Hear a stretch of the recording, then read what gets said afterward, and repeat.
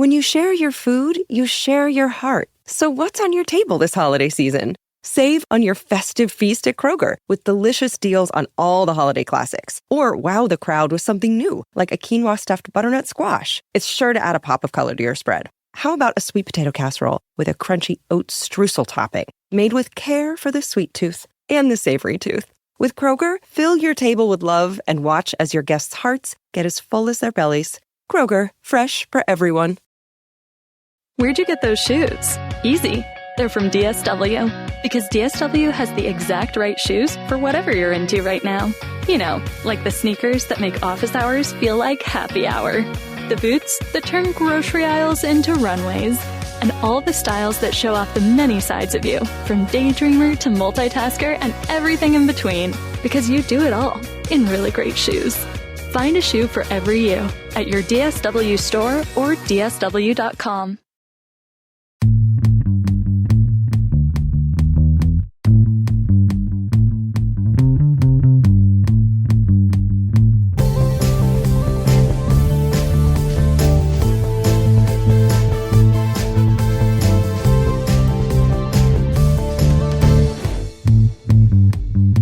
What's up, champs? Welcome to another episode of the Short Shifts Fantasy Hockey Podcast, brought to you by Keeping Karlsson. I'm Louis Ezekiel. Joining me tonight to co-host my pal and yours, Ryan Downey. Ryan, how are you doing on this fine New Year's Eve as we get ready to kick 2024 to the curb and say hello to a hopefully better 2025? I'm fantastic, Louis. Happy New Year's to you and to all of our listeners around the world. I know some of you have probably already experienced 2025, and to you I say we're coming. Just a couple short hours away. But first, we have a couple of short shifts to get through here, Louis. And why don't we get right into it without any further ado so we can all get back to making merry on this New Year's Eve. We want to talk first about a trade that you made over the holiday break. One with some pretty high-profile names, and one that was pushed to Elon Dubrovsky's phone this morning by Yahoo Fantasy, sending him an article about Matvei Michkov and whether it might be time to move off of him with the kind of, less certain development or deployment, we'll say, in Philadelphia. You traded Michkov for Laine. Take us through the process of coming up with this deal, and how are you feeling now? Well, I can't take too much credit for it because this was a deal that showed up in my inbox and I actually kind of let sit around for a while. I was mulling it. So I really was enjoying kind of the, certainly the early season kind of Michkov for Calder kind of stuff that was going on. He seemed to be, the fix on the power play. But he is a rookie and he is playing under John Tortorella. It's a longer season certainly than he's had before, so he might hit that wall. And of course, he's got a coach who is known for, trying to prove a point at times. In recent days, Michkov has sat out for a third period. He has on occasion been scratched. So it has been a little concerning. And what I like about Laine is that, obviously he's not going to keep shooting, 25% or close to it like he has been on the power play. But, he was brought in to be a trigger guy. He is a number 2 overall pick, right? He is someone who, there's he's got a lot of things going for him. Has he lived up to those expectations? No. But, as a guy who, could be expected to be taking a lot of these shots on the power play, that's quite appealing. And as Jeremy Versillo, fellow Short Shifts co-host, pointed out, he's really has been underperforming those even strength metrics. Now, he didn't have a great outing today. Laine did not. I think he recorded 2 hits. So, not an outstanding start to the era of this trade. And Michkov did get on the board on Sunday, which was nice to see as well. But, moving forward, I think what I was going for here was a more predictable deployment. Hopefully some regression to the mean in the positive direction at even strength. And even if he was going to potentially, lose some of his power play production, at least on a game for game or a shot by shot basis, I thought that this was going to be an opportunity to, I think, upgrade a little bit here. to maybe have a guy who can be a bit more consistent and who was brought to the team to be to serve a particular role, which I think is an advantage. When you have a guy who they have a plan for, if that makes sense. Totally makes sense to me. I told you what I thought when you asked us about this deal in the Short Shifts chat, and I told you I was all for it. I think when you look at Laine and Michkov side by side, although one is an NHL veteran and one is an NHL rookie, they are being expected to play a similar role on sheltered scoring lines with tons of power play opportunity. The one difference is John Tortorella, who coaches Philadelphia and occasionally has something to say about his young offensive players who maybe don't pull their weight defensively. He had a lot of patience with Michkov earlier in the season, and Michkov flourished, not having any of that time taken away. Recently, he's been benched and scratched, and although I think he may have a better fate than perhaps someone like Morgan Frost last year with Philadelphia. He may have a bit more, runway to make those kind of mistakes. I think I would prefer getting the for sure deployment in Patrik Laine. The other thing that's interesting about Patrik Laine is, he's now on this new team since joining Montreal at the beginning of December from his training camp knee injury. He has scored 8 goals, and a lot of them on the power play. For sure, he's getting that opportunity. I think that would certainly continue, especially if you look at Cole Caulfield's numbers on the power play since then. The shot percentage for him has gone way down. Laine's has gone way up. So his role has certainly been usurped. And so I think you're going to give some of Caulfield's production to Laine for the rest of the season, as long as he can stay healthy. And the last thing I'd like to say on Laine is, he was recently in the media over the holidays for calling out some of his Columbus Blue Jackets compatriots. I won't say whether they were teammates or perhaps the general manager or the coaching staff, but he is excited to be in a new position here with Montreal, with a team that is trying to win every night. Whether or not they do or not, at least they're trying. And so he does seem to be renewed. And so I think I would do the exact same thing, Lewis, and take Laine over Michkov at this point of the season. Yeah, and just credit where it's due for Michkov. Obviously, he has brought some real power play aptitude to Philadelphia. He has already surpassed, I believe, last year's overall power play leader in total points for the season. So that's a big step in the right direction. And, like anytime I think you make a deal, I think you want it to turn out pretty decently for the person that you traded to as well. So I've enjoyed watching him, and I've enjoyed having him on my roster, and I look forward to seeing him continue to play, even if he is no longer on my team. Another big guy we've got to talk about with regards to power play production. Let's jump over to St. Louis, where Cam Fowler was traded to St. Louis for Jeremy Biakabatuka and a 2027 second. Love to say that name. There was a Michigan great named Tim Biakabatuka, so I have lots of practice with the name ever since I was a little kid. But yeah, so Fowler, has really flourished, I think, off of Anaheim, but I know you jumped in with a little more depth. So tell us what's going on with Fowler, and should we be running off to grab him if he is available in our leagues? Yeah, I got to say, when you just said over to St. Louis and let's talk about Cam Fowler, I bristled a little bit because that's not a team we're used to hearing with Cam Fowler. The Anaheim Ducks, draft pick played there his entire career up to this point. And so certainly it's weird to see him in different colors. He doesn't feel out of place at all in St. Louis right now. I was listening earlier today to the 32 Thoughts podcast from the Winter Classic, and Elliot and Kyle were interviewing Jake Neighbors, and they asked him about how he feels the Fowler trade has gone for them so far. And it's been about, just over 2 weeks. They had a bit of a holiday break in there. So he's played a few games. And Neighbors had this to say. He said that Fowler has fit in perfectly and is exactly what they've been missing in their lineup. They did have Nick Leddy on the roster at one point. He's out with a long-term injury. So they were missing a bit of puck moving, a bit of transition play on the roster. And so picking up Cam Fowler although on the face of it, it doesn't look like St. Louis needs more veteran defensemen. It makes a lot of sense. Good on Fowler for getting out of Anaheim and going somewhere completely different, seizing the opportunity and making the most of it.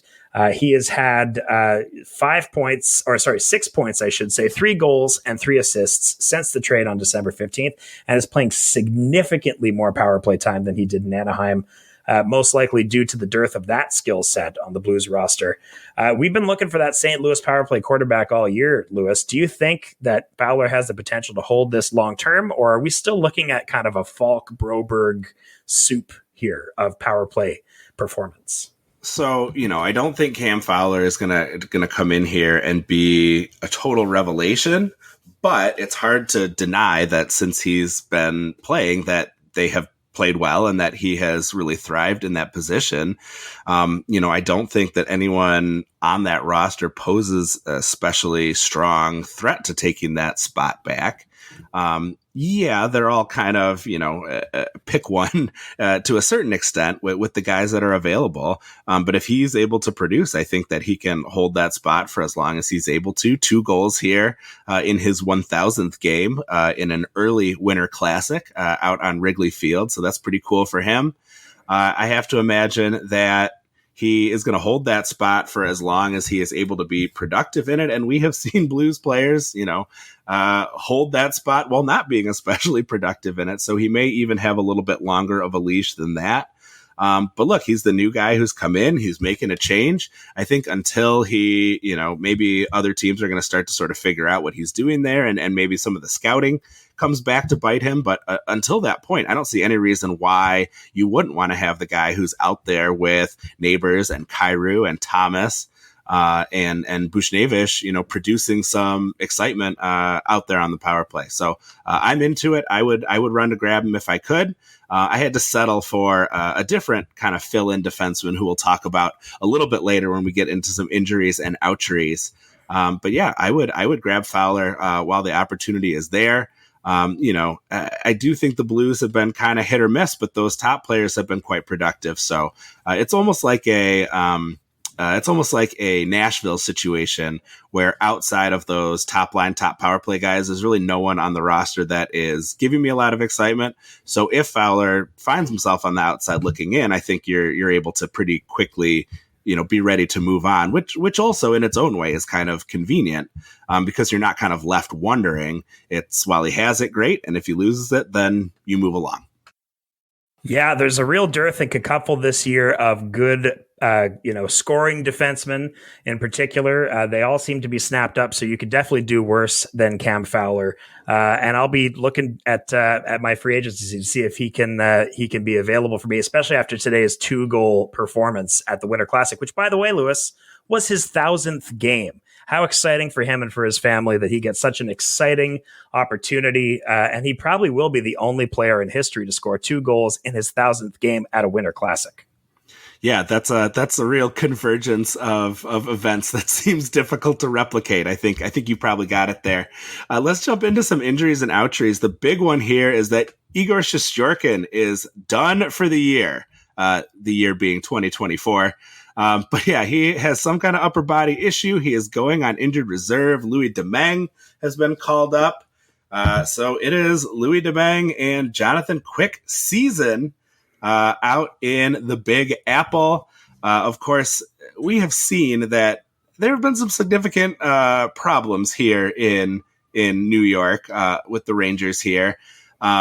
They've sunk down to the bottom of the Metro Division. They may have further to go now that the goalie that they just offered this massive contract to is out with this injury.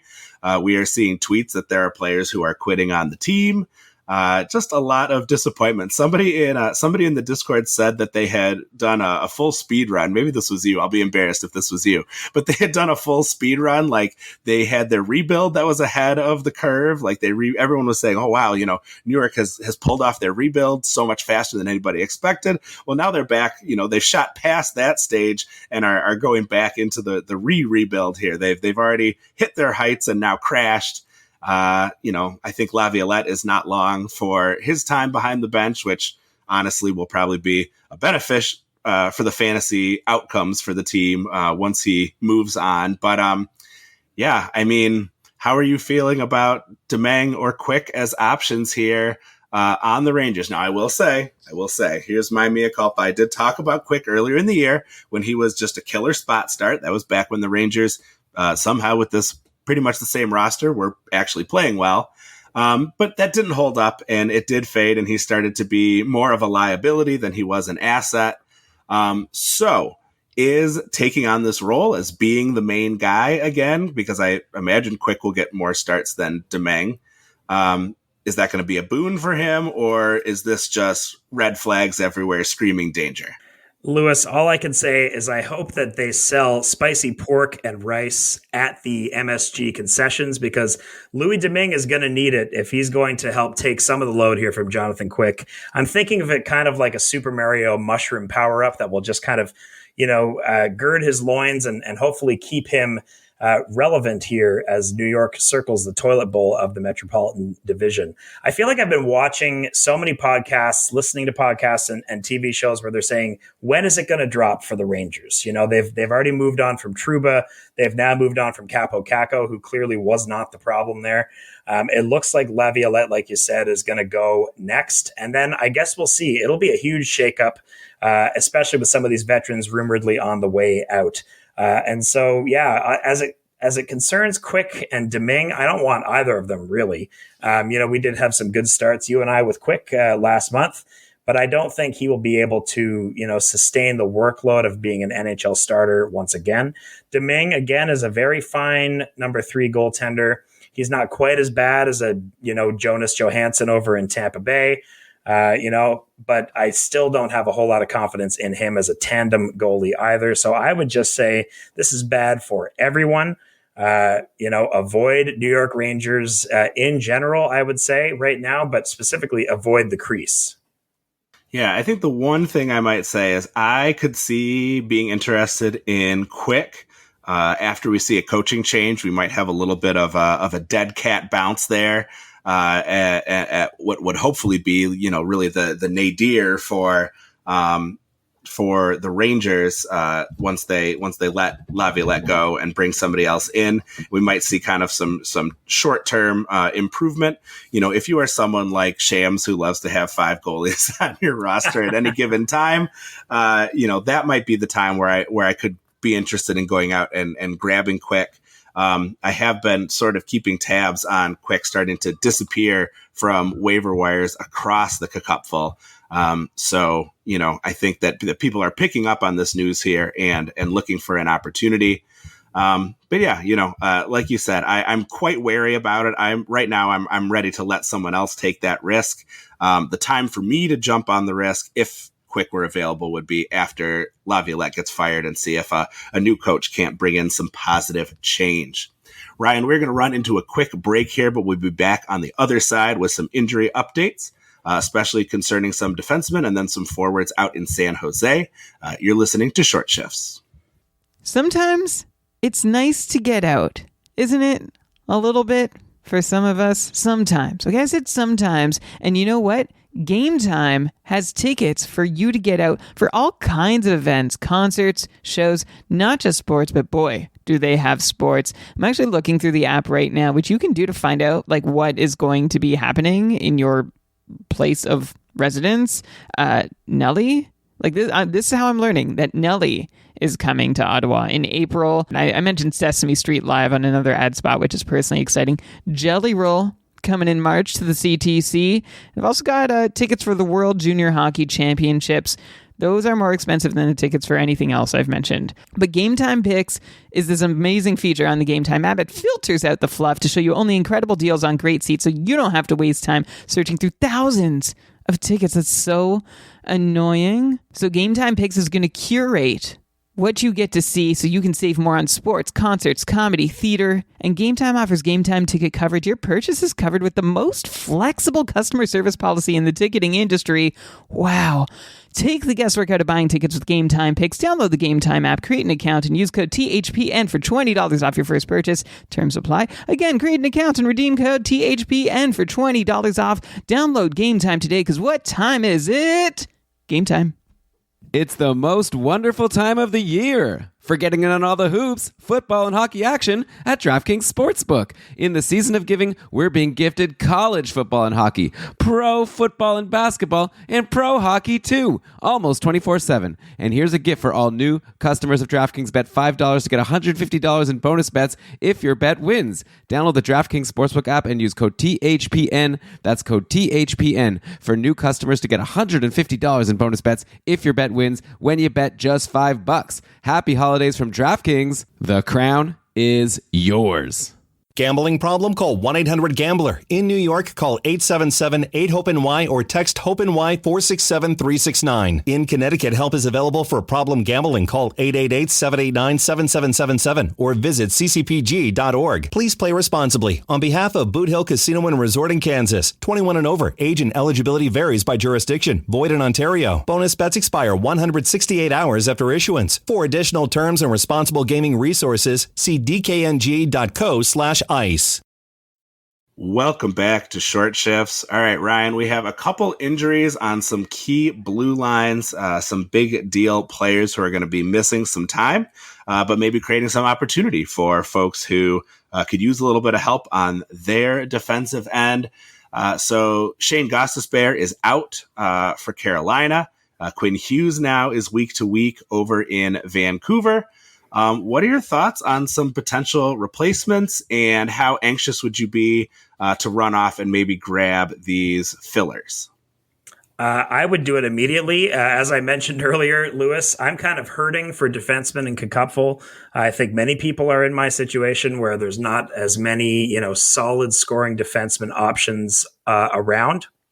And so when I saw these two particular situations, my interest was certainly piqued. And the first one we'll talk about here is Gostisbehere's absence in Carolina. Rod Brindamore saying that he is going to miss some time, that he's not sure the extent of it, but it's longer than day to day. He was checked out this past Sunday for an upper body injury. And so, of course, we have to go with that next man up mentality in Carolina. And where once, last season, 2 seasons ago, they had a ton of depth at that position with the departures of Brady Shea and Brett Pesce. That depth has been taking a hit. And so our options are few and far between. The options that are on the roster right now, of course, is Brent Burns, who could always rear that beautiful beard, step into a role that has been very familiar to him his whole career. Orlov, in his platform season with Washington before getting moved off to Boston, filled in here and there on the Washington power play when Karlsson was out. The two young players that they could be looking at right here, and one of them in particular, Ty Smith, was practicing on the top unit, played 5.5 minutes on the top power play in the Canes' last game. He got the opportunity first. There's also Scott Morrow, who is in the AHL right now for the Charlotte Checkers. I could be very interested if he got that kind of opportunity for an extended period. I know a lot of us in the prospect world thought that Scott Morrow might get that call again with the depth in Carolina taking a hit. That call-up is coming, although it may still be too soon for him. He has performed fairly well, slightly under a half point per game pace for the Checkers. So as I said, it looks like Ty Smith is practicing on the top unit. What are your thoughts here about Smith, Burns, Orlov, Morrow? Any of these guys standing out to you? So I think Burns is the interesting one here, just because obviously he has been a power play one stalwart in the past. He has been kind of interesting. I've really liked his shot production as of late. Over the course of his last 6 games, he has in reverse order, 2, 3, 0. Not great. 3, 2, and 4 shots. So definitely shooting the puck. He has 4 points in his last 5 games. That all is pretty appealing. So he was a guy who I kind of had my eye on even before we saw the injury, although it never felt like the right time to pull the trigger personally. I do think that, as you brought up, the fact that Ty Smith was getting a shot there does make me a little more hesitant to go and jump on Burns. Just because, he was not the next person up the way I sort of expected him to be. We have seen Ty Smith have some limited success in a power play role. We have certainly seen the Discord become very excited about Ty Smith on multiple occasions. Forgettable name aside, it is a name that people tend to get pretty psyched about. And I think he, is going to get his chance somewhere sooner or later. I just don't necessarily know that now is the time. had those 5.5 minutes. But, can he maintain some production that will justify the coaches keeping him up there? The situation in Carolina just is a little too up in the air, I think, for me to feel super confident about making a move when, at least for me, making moves is at a bit of a premium. I've felt like, for much of the season, I've been making moves in reaction, especially to injuries, because I've had such bad injury luck. I would love to kind of get ahead of things and be making moves for the next week rather than trying to catch up on the current week. So I'm not ready to jump into a Carolina power play QB until I see someone play a few games in that spot and maybe have some production there. And what that likely means is that degree of caution is going to push me outside of being able to run in and grab someone. Because I imagine someone is going to be less risk averse and just go for it in that case. So, Gostisbehere being out, I think is definitely overall going to be damaging for the Carolina power play. He's been pretty nice in that role. That's why they brought him back. I was sad to see Detroit let him go. I thought, who they brought in to replace obviously was not, Wellman was not up to the task, and obviously he's moved on by this point already. So not great. How about Vancouver, though? This is an interesting one. I will preface this right at the start by saying this was one that I was willing to take a risk on, and I went ahead and grabbed the guy that we think is next up. But tell me a little bit about the Quinn Hughes situation over in Vancouver and who the next player may be. Yeah, a bit of mixed messaging coming out about Quinn Hughes and Elias Pettersson in Vancouver. Elliot Friedman on Hockey Night in Canada on Saturday said that there's not much concern there that this will be long-term. And then a report came out the next day that Hughes at least would be week to week. Pettersson a little longer than day to day, but Hughes being week to week, that's a huge problem for that blue line, which only has him to move the puck. Rick Tocchet and his defensive coaching team there really prefer having 6 oak trees back there. When you have a Quinn Hughes, obviously you're very lucky to have that player. And so Quinn Hughes plus 5 oak trees, that's basically what you're looking at on the Vancouver blue line.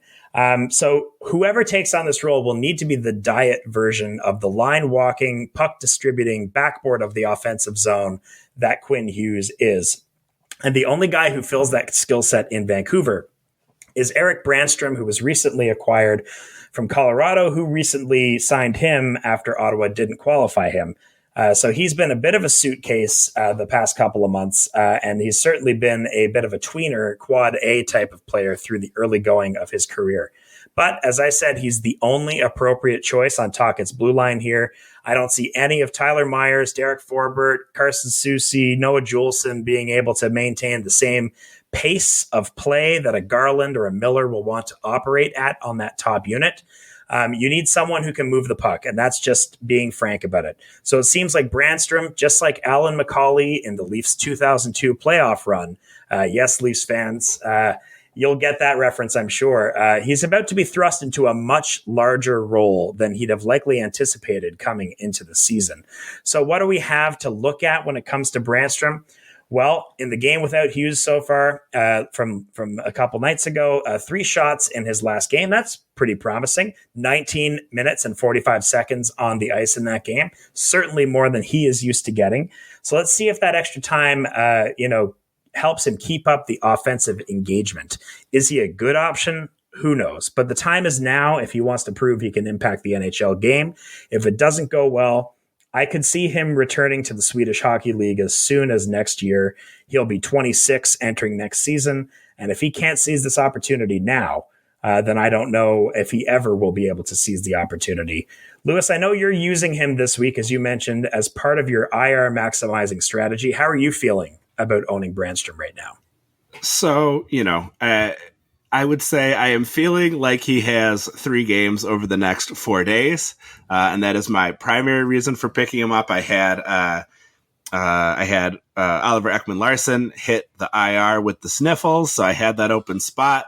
And if I do it right, I can get 5 games in 6 days out of this slot.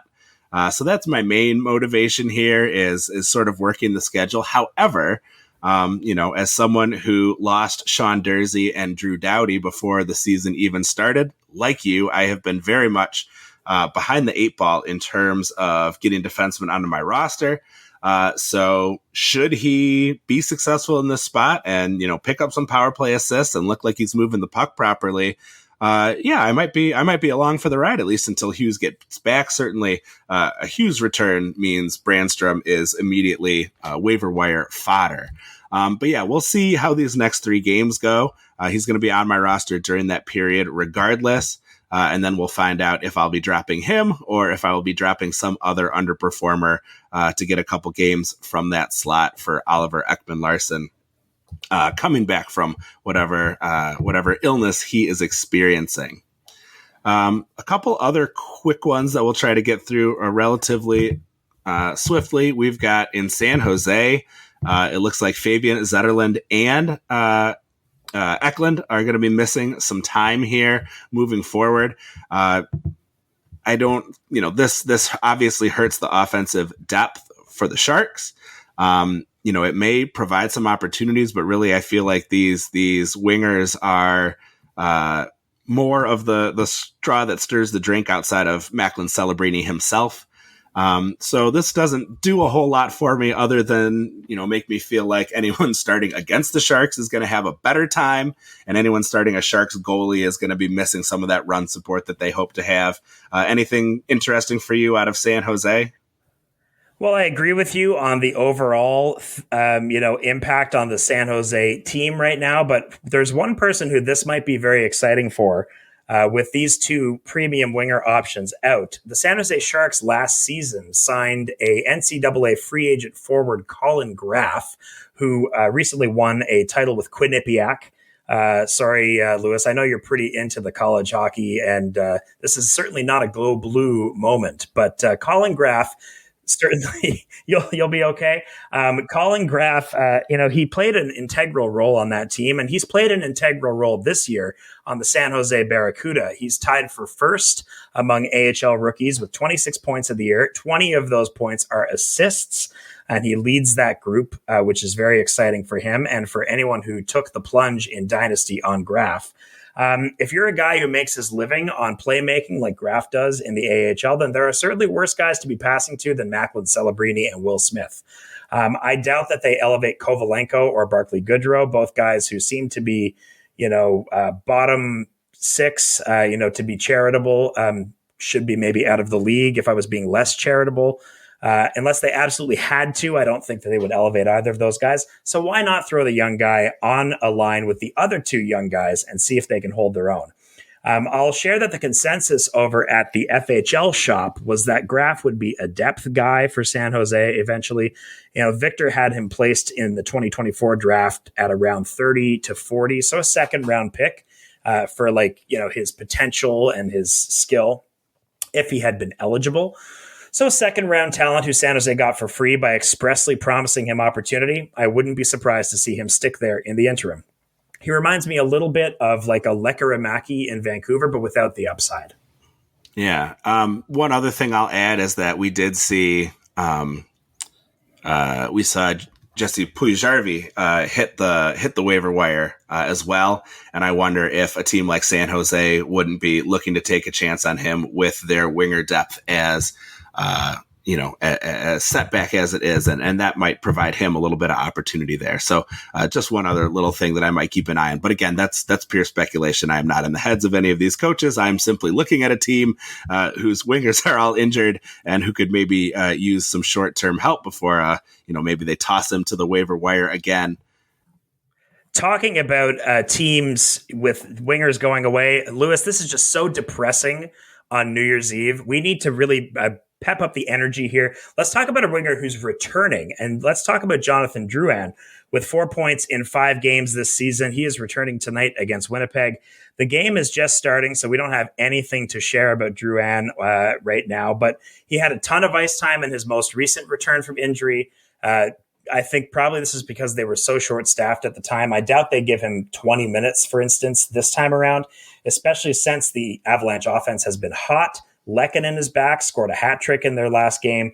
I'm expecting a bit of a slow start from Drouin, so I wouldn't rush out and add him until he does something. But if he does something, I think you should move quick. Is this a player you're going to keep an eye on, Lewis, over the next couple of games? Yeah, anyone who gets opportunity in Colorado while that opportunity lasts, they're going to be an interesting person to move on. So yeah, as you said, I think just keep those eyes peeled, see where he ends up, see what sort of opportunities he has. That's something that I am interested in. And he's a guy who we've seen be productive when given good opportunities in places like Colorado or Tampa Bay that have high end skill. And speaking of Tampa Bay, you've brought us to another winger who might be coming back. Jake Guentzel is day-to-day. He's not practicing in a no-contact jersey, but he is practicing on a line with Kucherov and Point. He's traveled with the team on their recent road trip. And so I don't think we'll have to talk about, who might be taking that role. So we won't need to mention any Mitchell Chaffees or, whether Darren Radish is going to play the flank on the power play. And we certainly don't need to talk about Cam Atkinson again. Right, Lewis? No, although we have seen him put in some positive positions, but I agree with you. This is one that we can still shy away from. I think when and if Atkinson puts something together, that's great. But I don't think we need to be, beating ourselves up over not running out and grabbing the cat, not the DeBrincat, but the other cat in these opportunities. And finally, getting through the injuries here, we had a bit of an update from Dallas.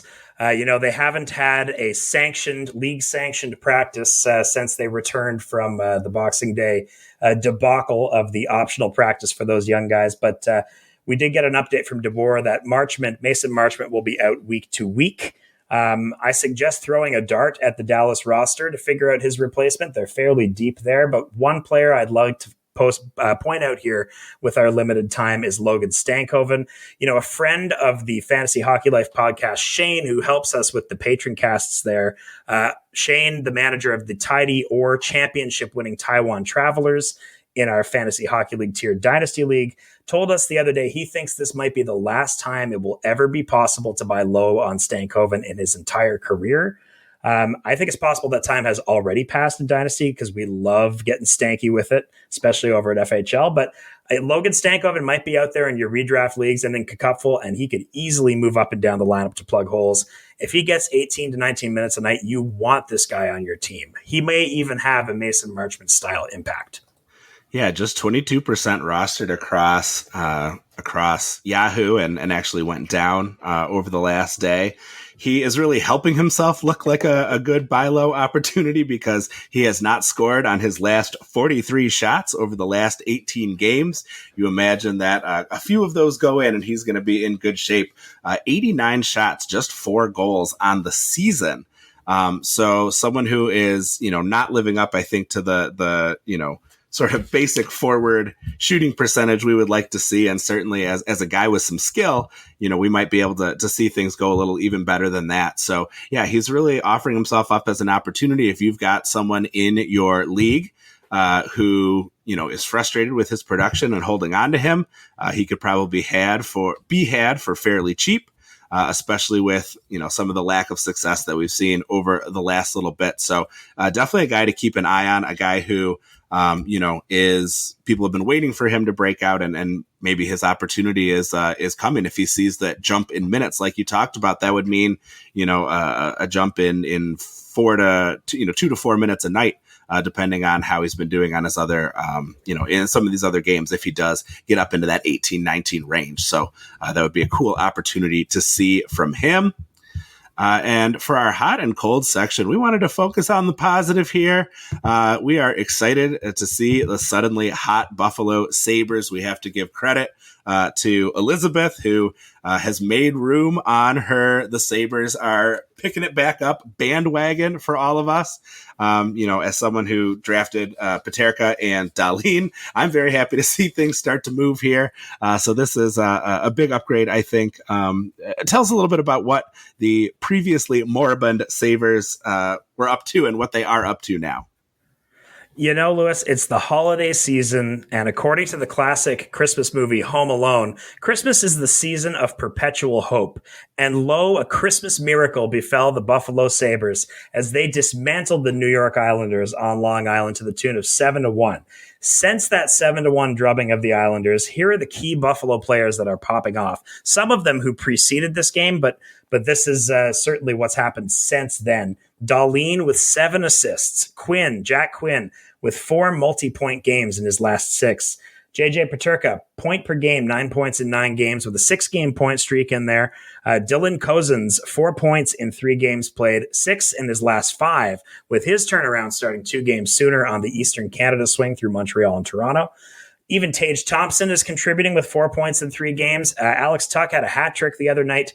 The best remedy for a 13-game losing streak, which they were experiencing throughout December, is to have a stretch of games against 3 other horrible teams in New York, St. Louis, and Chicago, and to have all of that positive aggression hit at once. And like you, a Dahlin and Peterka drafter, and a Quinn drafter in another league. I'm very excited to own them while they're on their team-wide hot streak, and I'm hoping that the festivities will last until week 15, when my regularly rostered Buffalo Sabres become the strongest off-night core you could ask for, with their 2 games being only on off nights on Wednesday and Friday. So let's hope that this Christmas miracle lasts instead of 12 days of Christmas, maybe 24 days of Christmas.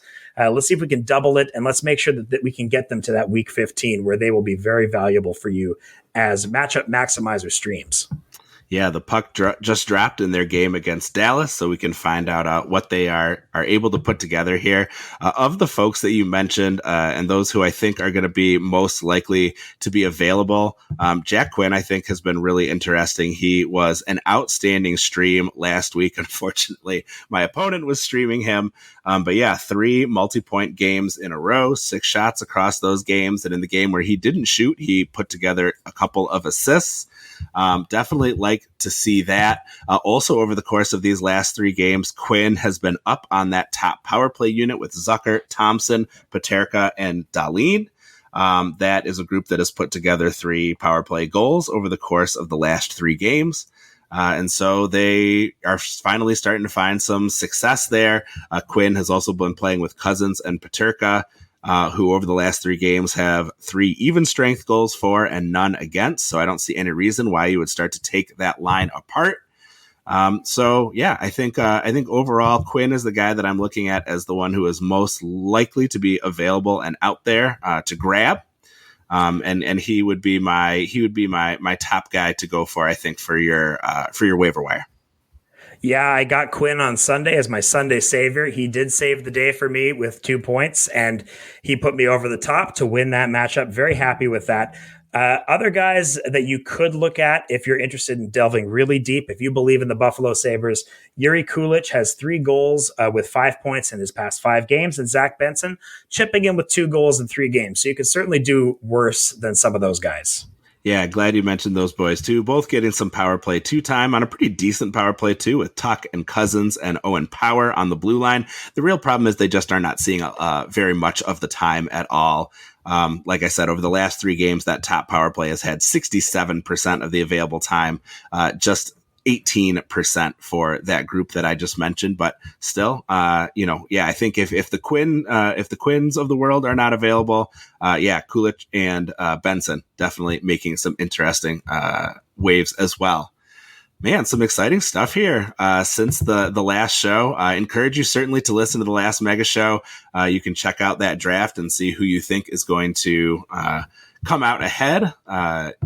Given the information that we now have available to us, I think is pretty interesting. Thank you for joining us, Ryan. I really look forward to doing this more frequently with you here in the upcoming year. Anything you want to say to the lovely fans before we check out here today? Yeah, it's a real pleasure to be more of a regular part of the Short Shifts team here. Very excited to be taking on this challenge and to get the chance to speak with such great people like yourself, Elizabeth Shams, Jeremy, Elon, Derek. I could keep going on and on, but it's great to be a part of the team. I'll just plug, check me out over on Blue Sky at It's Me Downey, .bsky, all the stuff whatever we do to follow people on Blue Sky. I'm trying to be a bit more active over there, and check us out over at Fantasy Hockey Life too. We'll be recording one of our monthly Tidy Takes episodes, which is kind of the show that I steward a little bit over there, where we talk about what's going on in our FHL tiered Dynasty League. If you're interested, feel free to reach out to us, and we'll, we're always looking for managers and people to take over teams on wait lists, as we are in the Cupful as well. So if you're looking for a chance to, get in with some of these high class fantasy managers at Keeping Karlsson or Fantasy Hockey Life, now's the time. It's a new year. 2025 is here. Happy New Year to everybody. Yeah, they say steel sharpens steel, which never made a ton of sense to me, but I do understand the idea that playing against tough competition will help you become tougher competition. So maybe we can do without the metaphor. But yeah, absolutely. Thank you so much for joining us. If you enjoyed the show, please consider joining the Keeping Karlsson Patreon group. KeepingKarlsson.com/patron. Super supporters receive ad-free episodes. You can interact with Brian, Elon, the Short Shifts crew, and hundreds of other talented fantasy managers on our active Discord server. And of course, apply for an opportunity to take over a team heading into the new year here. So get some experience playing in the Cupful. Make sure you're checking out GameDayTweets.com to get all the best information from Twitter, including team by team and searchable tweets by player name. You can find myself at Short Shifts Pod on Blue Sky. Been a bit of a holiday lull, but looking forward to getting back in the action there. Visit those sites and all of the other great sites we use to research our episodes at Yahoo, Frozen Tools, and Natural Stat Trick. Our intro and outro music was created by Pat Roach. And until we see you next time, play smart and keep your shifts short.